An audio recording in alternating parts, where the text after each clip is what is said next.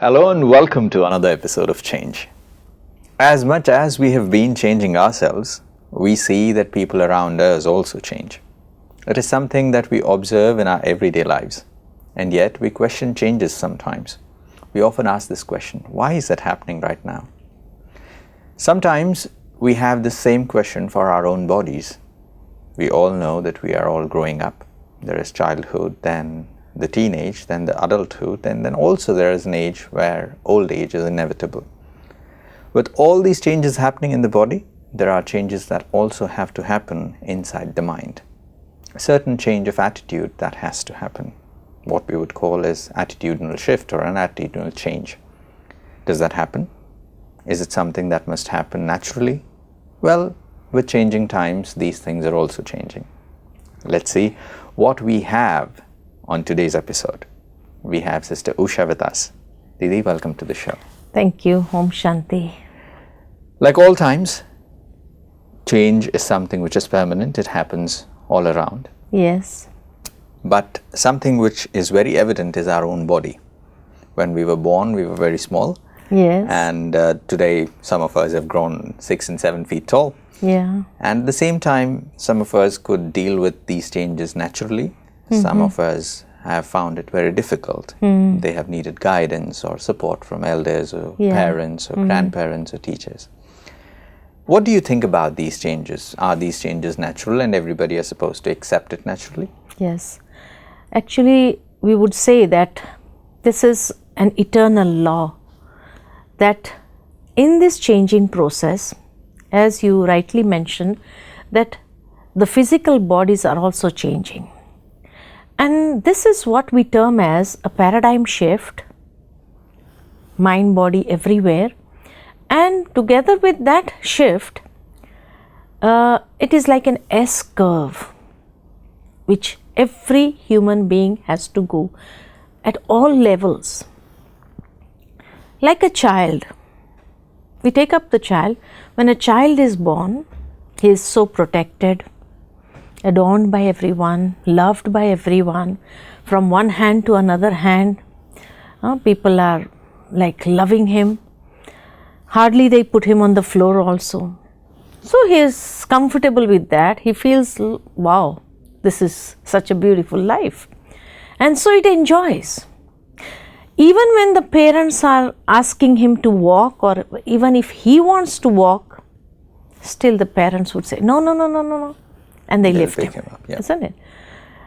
But as soon as the child is about 2 years or 2.5 years, and the parents put him to a play group. Now when he has to go to that play group, there the child seeing other children and the teacher, and so he's not feeling comfortable. Because that home environment is not there. So he doesn't feel comfortable. So initially he cries. And that time the mother has to become a support. So the mother would regularly leave everything behind, go with the child, sit there, so that the child would feel, yes, my mom is here. So he feels comfortable, then he plays with others and he is comfortable. So till some days, so that the child adjusts to that environment, and then he doesn't think of his mom, he's comfortable there. Till then the mother has to go. Maybe a week or 10 days or 15 days, the mother has to accompany. Then he's comfortable. Then he doesn't need his mom. Sundays also, holidays also, if it, why? I don't have to go to the school today. Many children ask that, yeah. Because they want to play. They are so comfortable in that. And if the teacher is also so loving, then they enjoy that atmosphere. Slowly and gradually. From that play school, then the child goes to primary school. And when he goes to the primary school again, now to write, read, study, this, in the play group, they were playing. Just fun, yeah. It was fun. But now he has to study, write. which sometimes he feels tedious. And there also he needs a support of somebody who can help him understand. So normally the parents help there as well. They ask, sometimes they help in writing also. They take his hand and make him write so that he learns how to write. It is good. After that, from primary school, till then it was good. Then entering the secondary school, the middle school. And that is where also seeing a new environment, girls and boys mixing together, and sometimes maybe he is not comfortable there. He never saw such an atmosphere. So there also he needs emotional support. And that is the time, if the parents are not able to give him an emotional support, then his attitude sometimes may change. Instead of responding, he may become reactive. Because till the primary level, everybody gave him attention. But now in the secondary school, maybe, till then the other child is born in the family, so the attention goes there. So the parents have to help give him support. So here he is lacking that support. So sometimes instead of responding, he starts reacting. I've heard one of a young child saying this to his friends. He said that my parents would love me very much, but ever since my sister has come into the family, they don't even care about me. I sometimes feel I must take this child away and give it to somebody else so that they start loving me back. Yeah. And I was listening to this conversation and I was really wondered that what goes on into the child's mind. Yeah. So that's what, instead of responding positively, he's reacting. Now then, till then also it's okay. He gets set, maybe he gets into a friend circle and everything.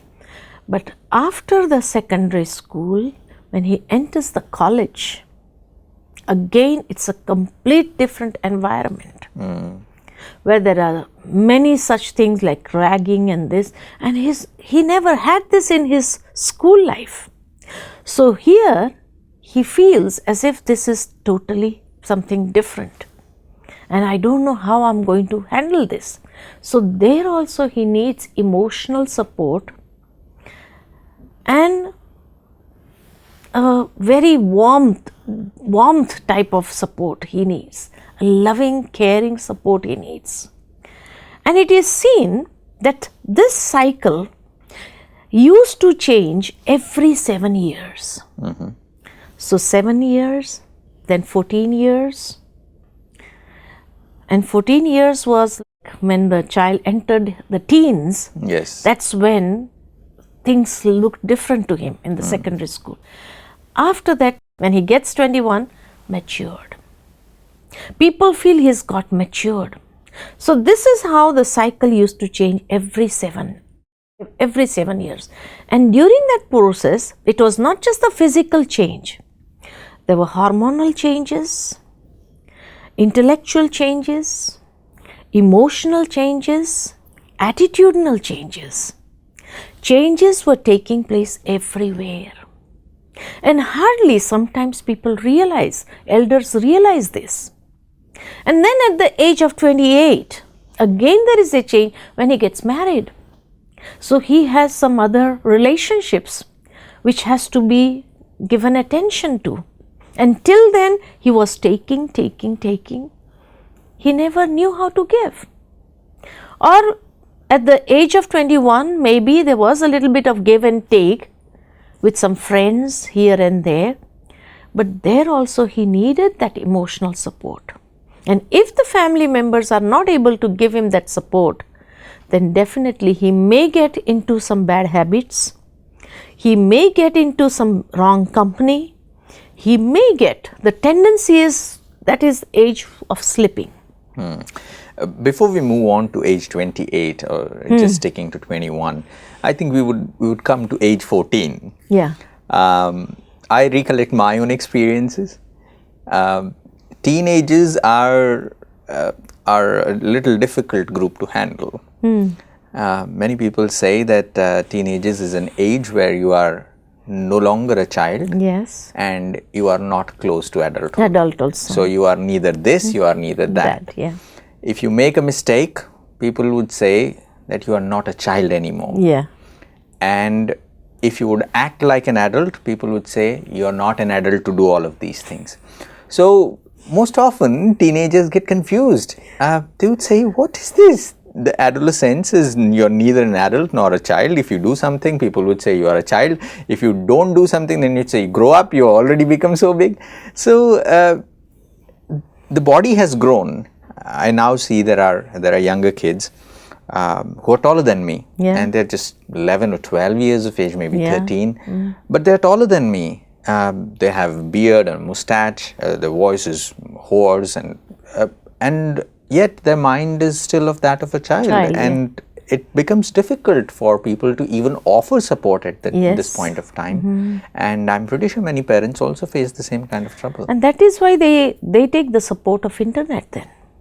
When there is no physical support given by parents or sisters, brothers, if they don't have, then they try to take the support of internet. And that is where they slip into some wrong sites. And initially they enjoy, but by the time they realize, they have got addicted to it. Now the cycle has changed. From 7 years, now the cycle has come to 5 years. So you're talking about this S curve, that some changes happening every 7 years. Now that changes are happening earlier. Every 5 years. Why? Because the exposure that children are getting through internet or through a mobile,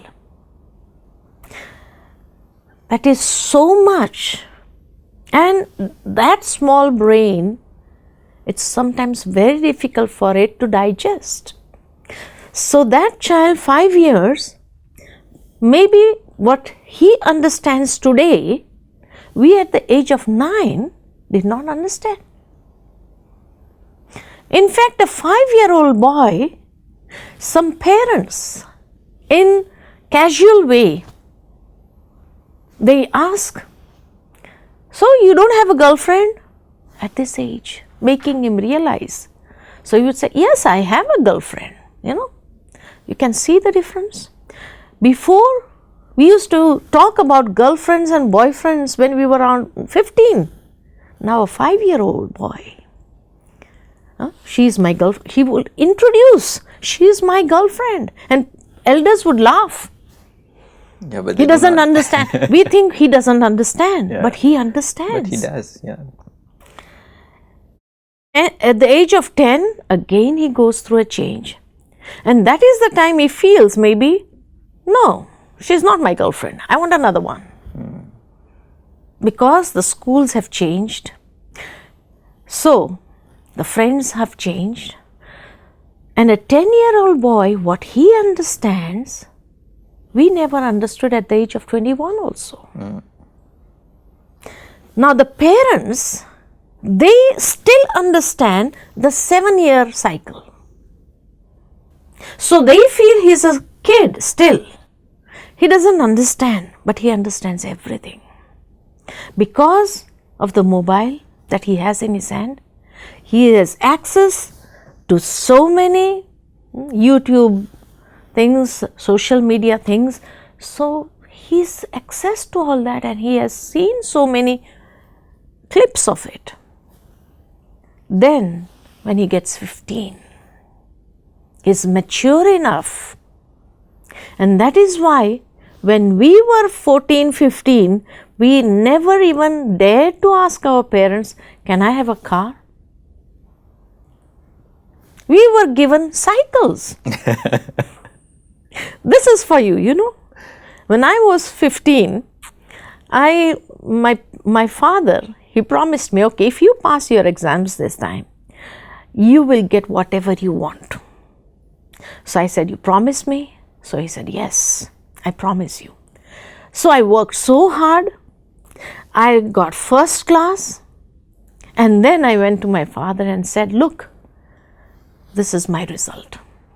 You have promised me that I would have whatever I desire. Now I want a scooty.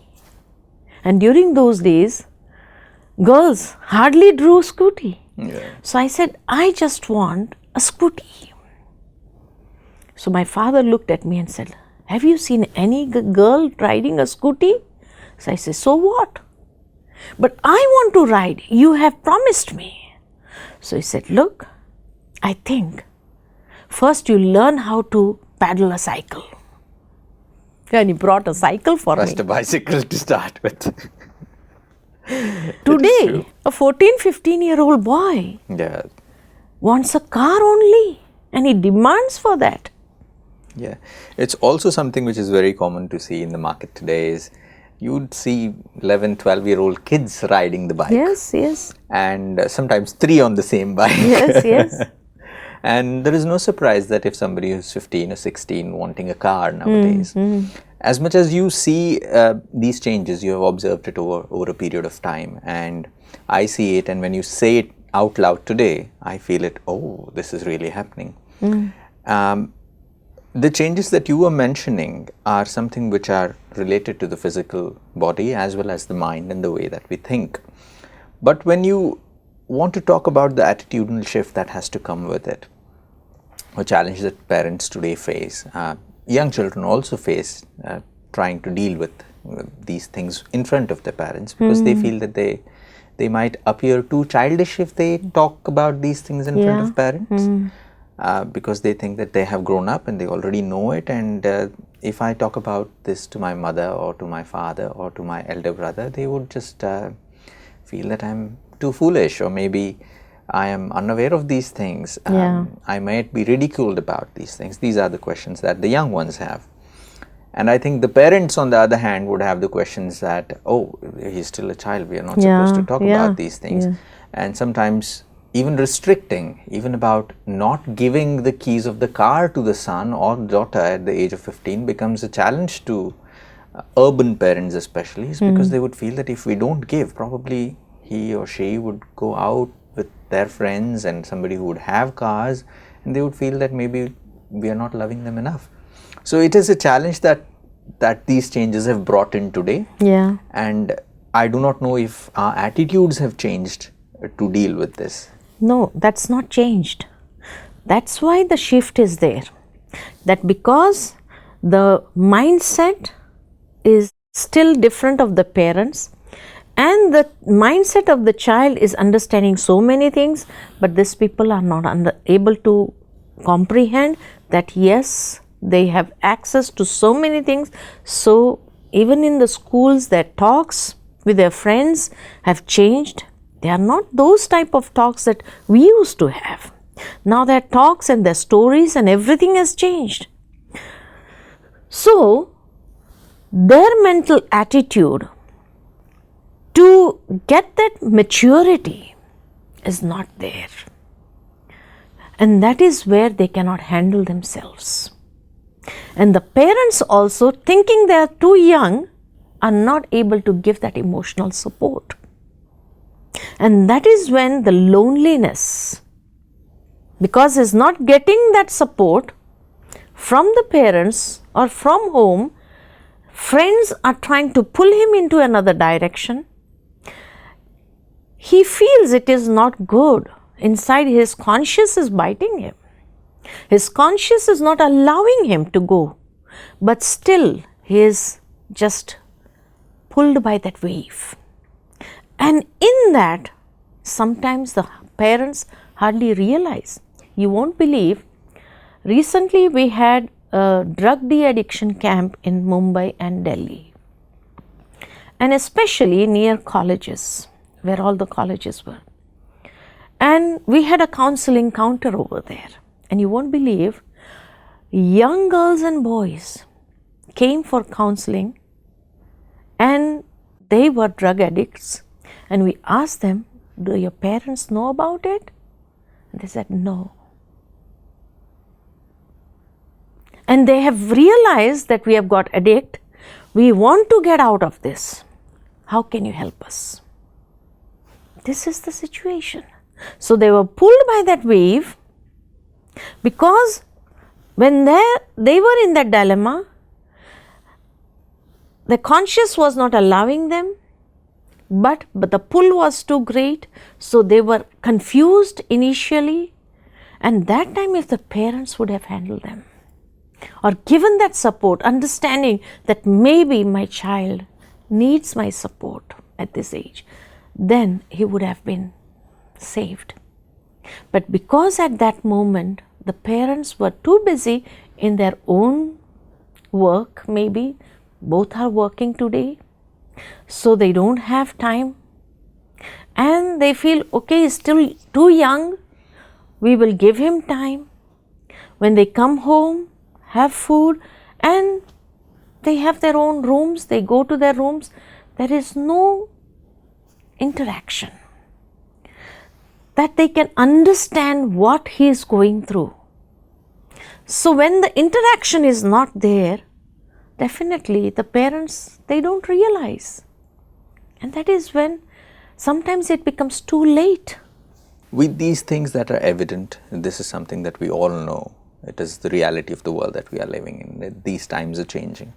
So how do you propose that we handle this change? How do you bring about that attitudinal shift? Well, to my understanding, I would say that in fact, if the parents have a spiritual bend, and if they give an exposure to their children to spirituality, meditation,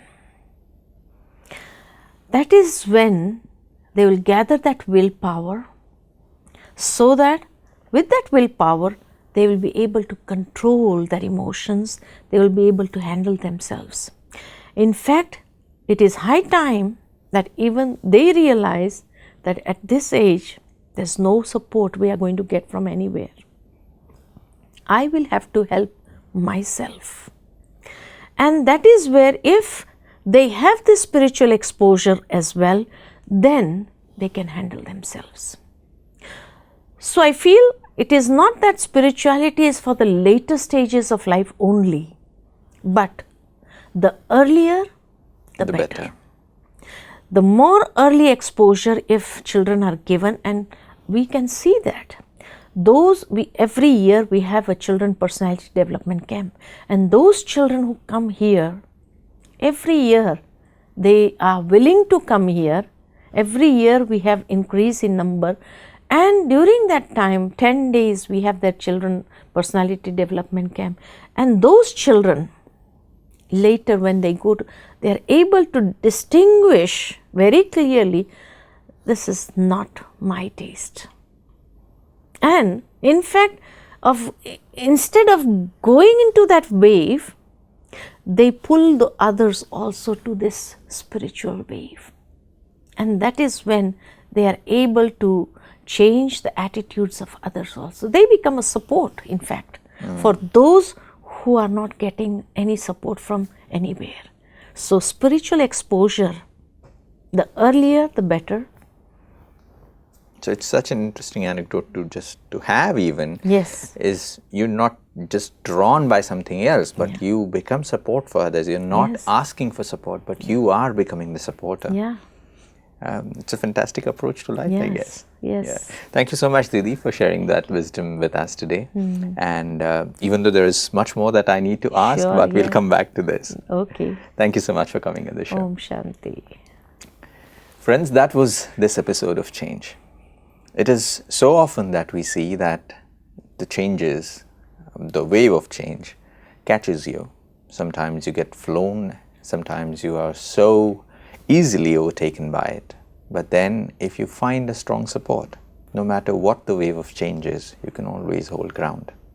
Now it is time for us to decide whether we want to be flown away with it, or we will become the pillars of support for others. That's all on this episode of Change. We'll see you again. Till then, take care.